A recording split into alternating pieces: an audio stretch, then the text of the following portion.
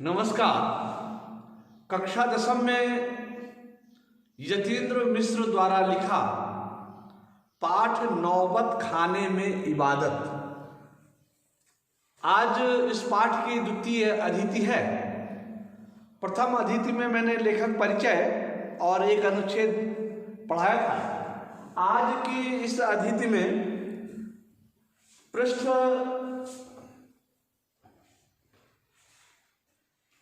ये मेरे पास दूसरी किताब है पुरानी, इसमें और आपकी पृष्ठ में स्पष्ट नहीं होगा, इसलिए पृष्ठ संख्या छोड़िए। नौबत खाने में इबादत पाठ आपको निकालना है और आज का अतिथि कार्य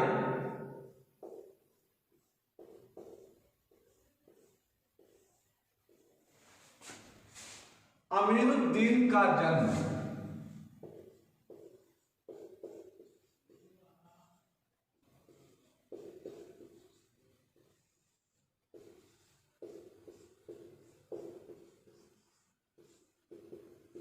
यहां से लेकर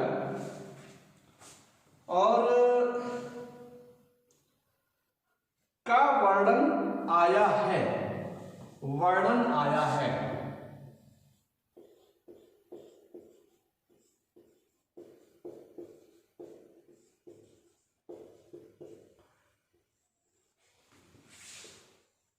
यहां तक के भाग को आज मैं सबसे पहले आदर्श वाचन करूंगा और आपसे मेरा आग्रह है कि उस आदर्श वाचन को जब भी आप वीडियो खोलें, ओपन करें, तो पहले ढंग से सुनिए। यकीन जानिए कि ढंग से सुनने मात्र से आपको बहुत कुछ समझ में आ जाएगा। तो प्रस्तुत है आदर्श वाचन। अमीरुद्दीन का जन्म डुमराव बिहार के एक संगीत प्रेमी परिवार में हुआ है। 5-6 वर्ष डुमराव में बिताकर वह नाना के घर ननिहाल काशी में आ गया है। डुमराव का इतिहास में कोई स्थान बनता हो ऐसा नहीं लगा कभी भी, पर यह जरूर है कि शहनाई और डुमराव एक दूसरे के लिए उपयोगी हैं। शहनाई बजाने के लिए रीड का प्रयोग होता है। रीड अंदर से पोली होती है जिसके सहारे शहनाई को फूंका जाता है। रीड नरकट एक प्रकार की घास से बनाई जाती है जो डुमराव में मुख्यतः सोन नदी के किनारे पर पाई जाती है। इतनी ही महत्ता है इस समय डुमराव की जिसके कारण शहनाई जैसा वाद्य बजता है। फिर अमीरुद्दीन जो हम सबके प्रिय हैं, अपने उस्ताद बिस्मिल्लाह खां साहब हैं। उनका जन्म स्थान भी डुमराव ही है। उनके परदादा उस्ताद सलार हुसैन खान साहब डुमराव निवासी थे। बिस्मिल्लाह खां उस्ताद पैगंबर बख्श खां और मिट्ठन के छोटे साहबजादे हैं। अमीरुद्दीन की उम्र 14 साल है। मसलन बिस्मिल्लाह खां की उम्र 14 साल है। वह काशी है, वही काशी है, वही पुराना बालाजी का मंदिर जहां बिस्मिल्लाह खां को नौबत खाने रियाज के लिए जाना पड़ता है। मगर एक रास्ता है बालाजी मंदिर तक जाने का। यह रास्ता रसूलन बाई और बतूलन बाई के यहाँ से होकर जाता है। इस रास्ते से अमीरुद्दीन को जाना अच्छा लगता है। इस रास्ते ना जाने कितने तरह के बोल बनाओ, कभी ठुमरी, कभी टप्पे, कभी दादरा के मार्फत ड्योढ़ी तक पहुंचते रहते हैं। रसूलन और बतूलन जब गाती हैं तब अमीरुद्दीन को खुशी मिलती है। अपने ढेरों साक्षात्कार में बिस्मिल्लाह खां साहब ने स्वीकार किया है कि उन्हें अपने जीवन के आरंभिक दिनों में संगीत के प्रति आसक्ति इन्हीं गायिका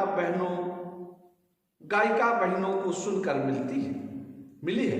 एक प्रकार से उनकी अबोध उम्र में अनुभव की स्लेट पर संगीत की प्रेरणा की वर्णमाला रसूलन और बतूलन बाई ने उकेरी है। वैदिक इतिहास में शहनाई का उल्लेख नहीं मिलता। इसे संगीत शास्त्रांतर्गत सुशिर वाद्योत्रों में गिना जाता है। अरब में फूंक कर बजाए जाने वाले वाद्य जिसमें नाड़ी, नरकट या रीड होती है को नए बोलते हैं। शहनाई को साहेनय अर्थात सुशिर वाद्यों में श्रेष्ठ या शाह की उपाधि दी गई है। 16वीं शताब्दी के उत्तरार्ध में तानसेन के द्वारा रचित बंदिश जो संगीत राग कल्पद्रुम से प्राप्त होती है में शहनाई, मुरली, बंसी, श्रृंगी और मूर्छंग आदि का वर्णन मिलता है। आज मैं मुख्य रूप से आपको कर्म और विशेषण विशेष्य दो बिंदुओं पर आधारित हंसते हंसते व्याकरण के टर्म्स बताने का प्रयास करूंगा। आपने परिभाषाएं सब पता है, अभ्यास भी कराया है, लेकिन अनाभ्यासेन विषम शास्त्रे, अभ्यास निरंतर होना चाहिए और जब निरंतर नहीं होगा तो विषम हो जाएगा। इसलिए बीच बीच में मैं गद्य पढ़ाते हुए भी इस प्रकार के व्याकरणिक प्रयोग हंसी खेल में आपके समक्ष प्रस्तुत करता रहता हूं। जब आप मेरे सामने रहते थे और आज जबकि मेरे वीडियो के सामने जो मेरे द्वारा बनाई हुई हैं आप सामने होंगे तो भी आपको ये सब चीजें मिलेंगी यथावत। तो कर्म पहचानने के लिए हमें क्या करना होता है, मुख्य क्रिया से क्या प्रश्न करते हैं। और यहां लिखा भी है एक कर्मक द्विकर्मक क्रिया में, तो क्या प्रश्न करेंगे, क्या से उत्तर नहीं मिला तो किसे प्रश्न करते हैं, तो क्या या किसे प्रश्न से उत्तर मिलता है तो क्रिया सकर्मक है और जो उत्तर है वही कर्म है। और किसी में दोनों होते हैं तो दोनों होंगे तो एक सजीव होता है एक निर्जीव होता है। लेकिन कई बार हमें भ्रम हो जाता है, इस भ्रम को दूर रखिएगा कि हमने मुख्य क्रिया से प्रश्न जरूर किया लेकिन हमको लगता है उत्तर मिला, लेकिन वो उत्तर नहीं होता है। वो उत्तर का प्रभाव क्या होता है, कर्ता पर पड़ता है। तो जब क्रिया से मुख्य क्रिया से प्रश्न करो और उत्तर का प्रभाव कर्ता पर पड़े तो क्रिया अकर्मक होती है, अकर्मक। जैसे चिड़िया उड़ती है, चिड़िया उड़ती है,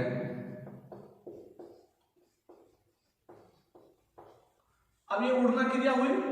आपने प्रश्न किया क्या उड़ती है,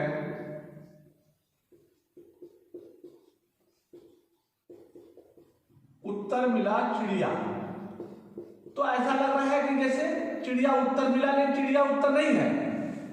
उत्तर जब हम कहेंगे कौन उड़ती है तब चिड़िया मिलता है, क्या से उत्तर नहीं मिल रहा लेकिन उत्तर मिलता हुआ दिख रहा है। तो ऐसे में चिड़िया जो है ये कर्म नहीं है, चिड़िया कर्ता होगी। चिड़िया क्या होगी, कर्ता होगी। और क्रिया का प्रभाव यदि कर्ता पर पड़ता है तो क्रिया अकर्मक होती है। ये ध्यान रखिएगा। तो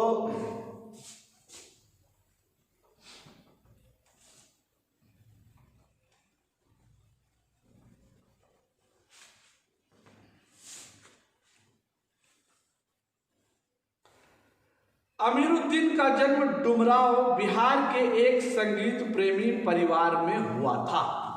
कुछ प्रश्न भी देते जा रहा हूं मैं। अमीरुद्दीन का जन्म कहां हुआ था, प्रश्न ये।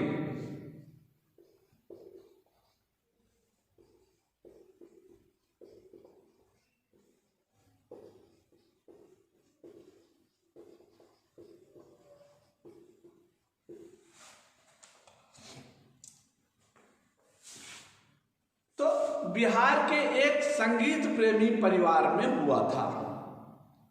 5-6 वर्ष डुमराव में बिताकर, अभी विशेषण विशेष है, विशेषण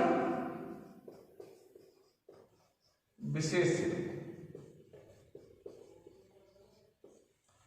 तो देखो वर्ष जो है ये विशेष है, 5 और 6 ये संख्यावाची विशेषण है। 5-6 वर्ष डुमराव में बिताकर वह नाना के घर ननिहाल काशी में आ गए थे। अगला प्रश्न, अमीरुद्दीन काशी में कब आए?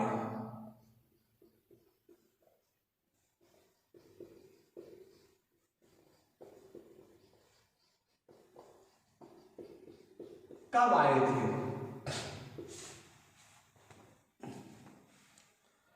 डुमराव का इतिहास में कोई स्थान बनता हो ऐसा नहीं लगा कभी, पर यह जरूर है कि शहनाई और डुमराव एक दूसरे के लिए उपयोगी हैं।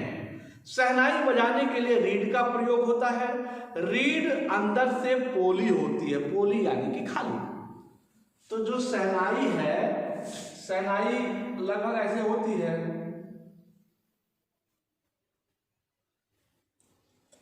अब इसके अंदर जो है रीड पड़ती है और ये पोली होती है, पोली यानी खाली होती है।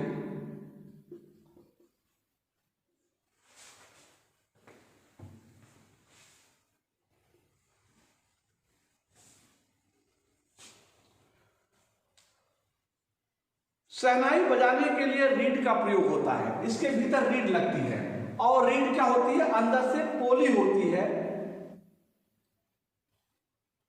पोली मतलब खाली, जिसके सहारे शहनाई को फूंका जाता है। अब यहां पर उसी के सहारे शहनाई को मुंह में लगा करके फूंकते हैं। रीड नरकट से बनाई जाती है। अब ये देखिए, रीड नरकट से बनाई जाती है।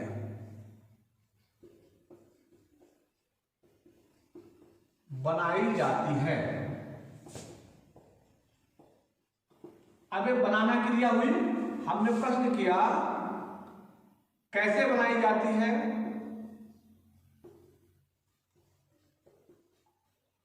बनाई जाती है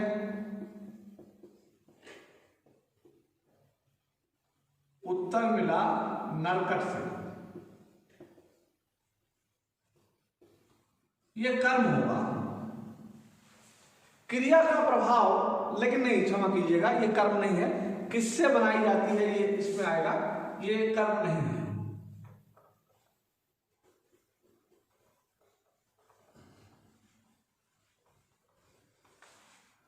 तो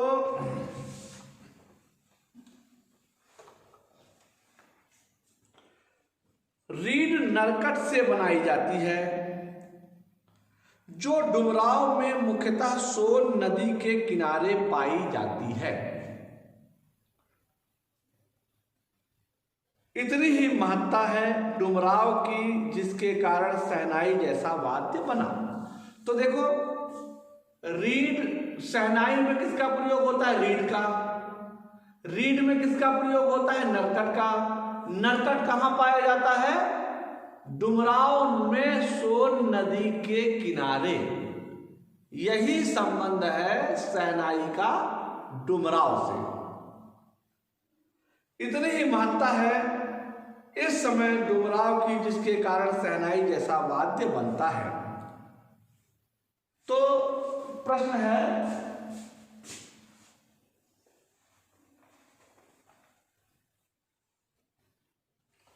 डुमराव का क्या इतिहास है, क्या इतिहास है। तो एक तो इसका उत्तर हो जाएगा कि यहां पर नरकट नामक घास पाई जाती है, जिसका प्रयोग शहनाई, जो पोली होती है और जिसका प्रयोग शहनाई में होता है। ठीक है, एक ये हो गया। और ये पाई कहां जाती है, डुमराव में सोन नदी के किनारे पाई जाती है। दूसरा देखिए इतिहास क्या है।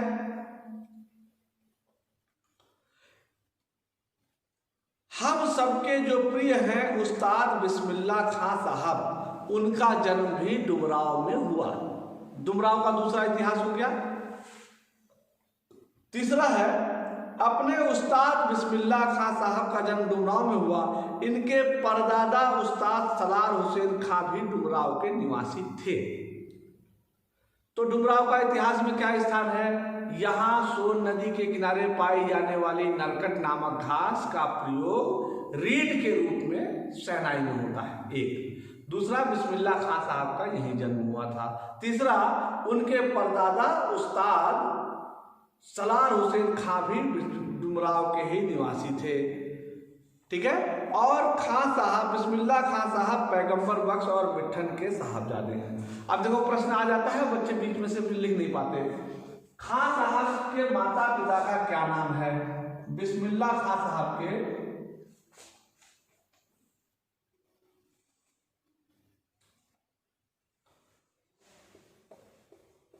बिस्मिल्लाह खां के माता पिता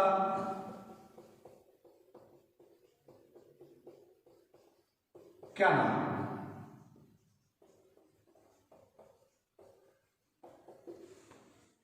क्या नाम था?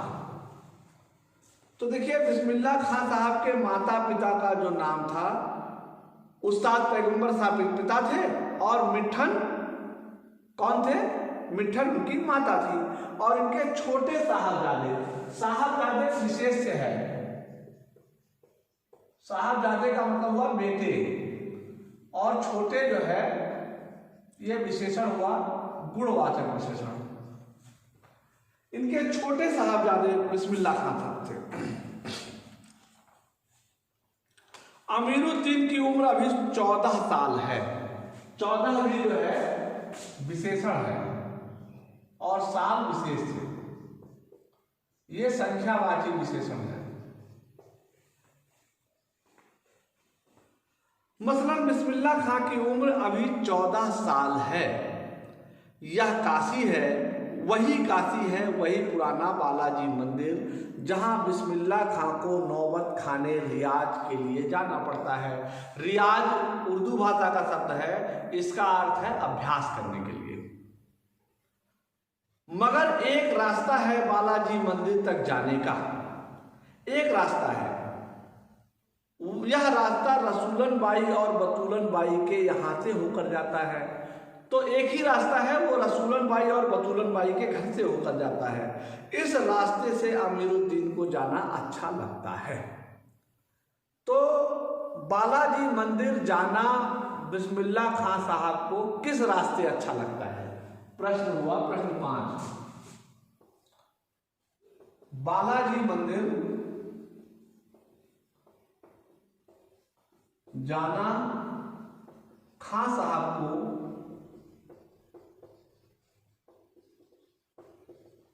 किस रास्ते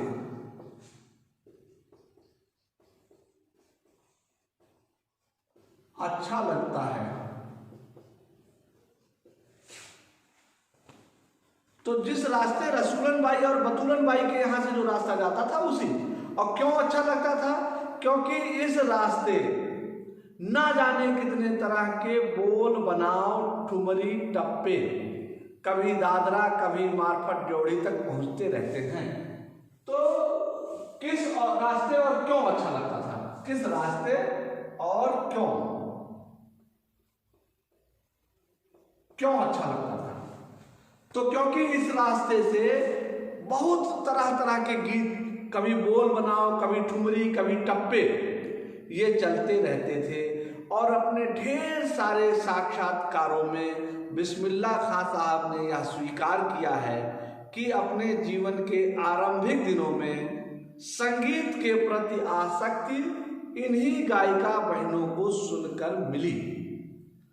तो संगीत के प्रति प्रेरणा खां साहब के मन में कैसे जगी? तो यही दोनों बहनें थीं, गायिका बहनें रसूलन बाई और बतूलन बाई, जिनके रास्ते से होकर जाना इन्हें अच्छा लगता था। और वहाँ तरह तरह के बोल बनाव, कभी टप्पे कभी गदरी आदि जो है गाए जाते, जो खां साहब को बहुत अच्छे लगते थे। तो रसूलन और बतूलन जब गाती तो अमीरुद्दीन को खुशी मिलती। अपने ढेरों साक्षात्कार में खां साहब ने स्वीकार किया है कि उन्हें अपने जीवन के प्रारंभिक दिनों में संगीत के प्रति जो आसक्ति है वह इन्हीं गायिका बहनों से मिली। उन्हें अपने जीवन में इन्हीं गायिका बहनों को सुनकर मिली। एक प्रकार से उनके अबोध उम्र जो है वो विशेषण है, विशेष है। उम्र विशेष है, अबोध विशेषण है और ये गुणवाचक है। अबोध उम्र में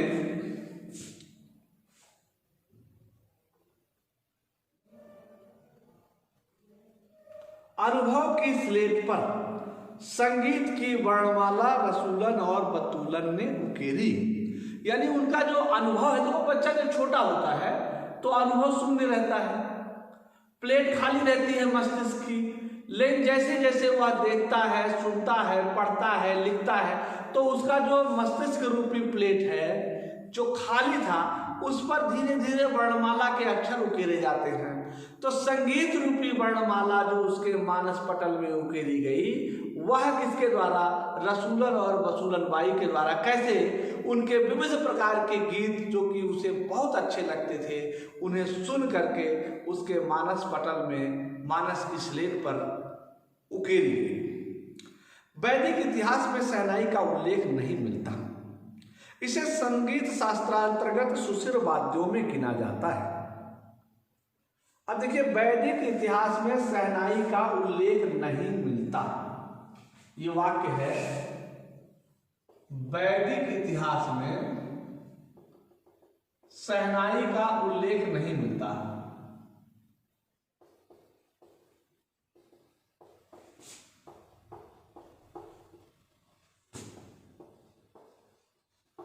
नहीं मिलता।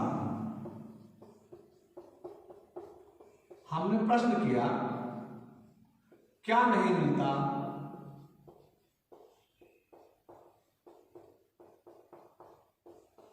क्योंकि ये मिलना जो है ये क्रिया है। अब इससे उत्तर मिला उल्लेख। उल्लेख, उल्लेख कर्म है। अभी आज कर्म कुछ कम दिख रहे हैं इसमें, तो कर्म वाला जो गृह कार्य मैं कल दूंगा आपको। इसे संगीत शास्त्रांतर्गत सुशिर वाद्यों में गिना जाता है। सुशिर मतलब मुंह से फूंक कर बजाए जाने वाले वाद्य यंत्र। अरब देश में जो फूंक कर बजाए जाने वाले वाद्य हैं, जिसे नाड़ी या रीड होती है। देखिए, अरब में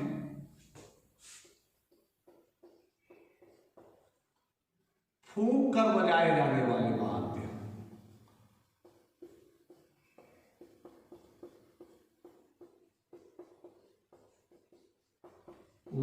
वाद्य, कौन से?